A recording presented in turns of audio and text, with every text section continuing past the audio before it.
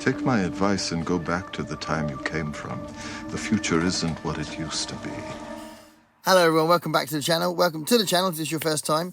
So this is an additional video about the Remember December event. So I did a TBR for December video, which hopefully you saw. It came out on the channel a few days ago. And I talked about the Remember December event where you reread books. It's a great event. I'll put a link below to the announcement videos. But basically, I focused on the things that I would read for the event, so things that I immediately wanted to reread.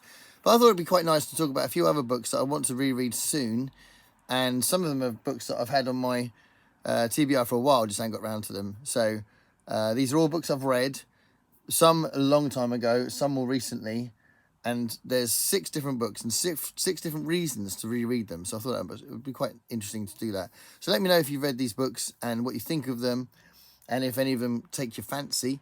But I'm going to start with this one. So I mentioned this. Why did I mention this? I mentioned this, I think it was the non-fiction journey book tag, I think. But it's a great book. But when I was talking about it, I realised that I'd forgotten some of its contents. And I thought it was such an important book for me. It's such a great book that I wanted to brush up on it again and read it again. So this is the Secular Bible. So I've had it since it came out. I've had it a long time. When did it come out?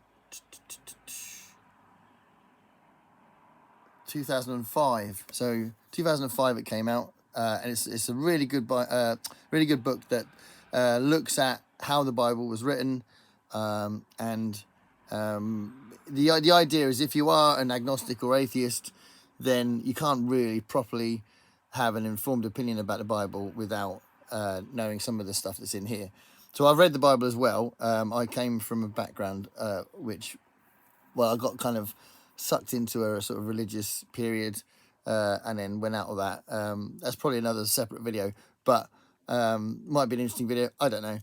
But this was a revelation to me because I knew about the contents of the Bible. I'd read it, you know, like off and on, like little bits of it, and I felt like I knew it quite well as I was growing up.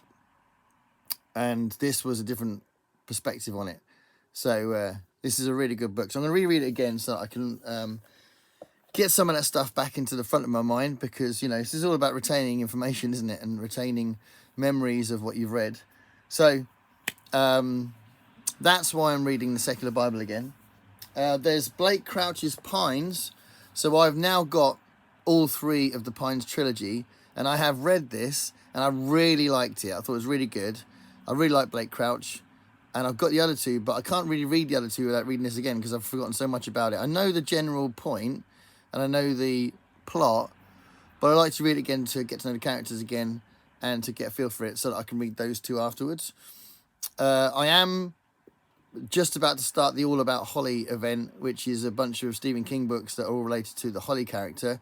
So I will start in that Mr. Mercedes trilogy. So I don't want to kind of get too embroiled in lots of trilogies and that, but this is definitely one I want to read soon. So maybe when I'm at the tail end of the Holly event, I could start this again and then read the other 2, because I really want to read the Pines trilogy properly, and I'm glad I've got all 3 books, but I need to read this again before I move on. So Blake Crouch, awesome author, and I want to read the Pines trilogy again. So this is a classic, a bona fide classic, Gulliver's Travels. I've got 3 different copies of this, but this is my favourite copy. I think it's awesome, and there's loads of extra stuff on it. It's like an academic copy with loads of articles and analysis in the book. It's a really good copy. It's a very nice sort of from a tactile point of view as well. Actually, it's very floppy and lovely. So anyway. This is definitely my favourite copy of Gulliver's Travels, but I haven't read it for a long time, and I did like it a lot. So I want to read it again and see if I still have the patience for the writing style, and what I think of it in general. Because again, I've forgotten lots about it, and it's a big part of our popular culture, isn't it? Because of all the different versions of it that's appeared on TV and film and that. But I want to read it properly and get Jonathan Swift's voice back in my head. So Gulliver's Travels is another one I want to read again. Another classic, but not as old, and that's Dune. So I read this when I was quite young, and I appreciated it, but I didn't enjoy it a lot. And I think if I read it now, older, I would probably like it more. I also think I've gone through a period of reading lots of philosophy and non-fiction and analysis of different societies and stuff in a way that I didn't when I read it the first time. I read it like literally as a teenager when I first read it.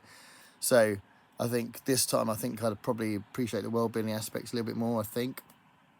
So anyway, I'm going to read Dune again, but probably not until early next year, but we'll see. Might be able to start it in January, I don't know. January might be when I start Cage of Souls, so I don't know.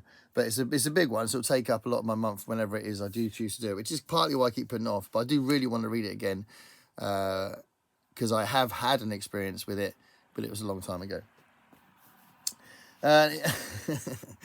This is the one I want to read again because of this problem with retaining information. So John Scalzi wrote Fuzzy Nation. Fuzzy Nation, I really enjoyed this when I read it, and I knew when I was reading it that it was like a cover version. It was an adaptation of a previous book.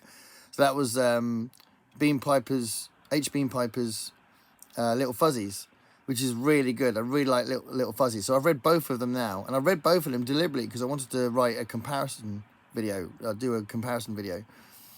And by the time I'd read Little Fuzzies, I'd forgotten what the differences were and what this was. So I need to read them both again probably, but definitely read this again and take notes because I think I can't just rely on remembering.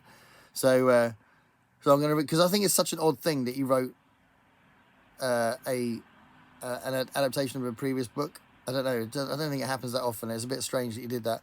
So I want to see what the differences are. They're both good books, but is this a good book just because the original was a good book? You know, that classic thing about cover songs as well.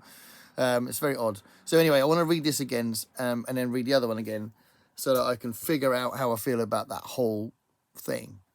And then the last thing I was going to mention, I'm definitely going to read this again because I'm in the middle of a Ray Bradbury deep dive, and this is the next one on the chronological timeline.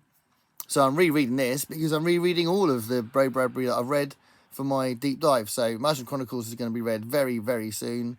I will definitely start it in December. I don't know how far I'll get because there's lots of other things, if you watch my December TBR, that I want to get to. But yeah, I'm reading that for that reason as well. So the Martian Chronicles is also something I'd like to reread, and I'm going to reread. So there we are. What do you think of that? Are there some of those books you'd like to read? Are they authors that you like? Are you intrigued by the Secular Bible? It's a very cool book.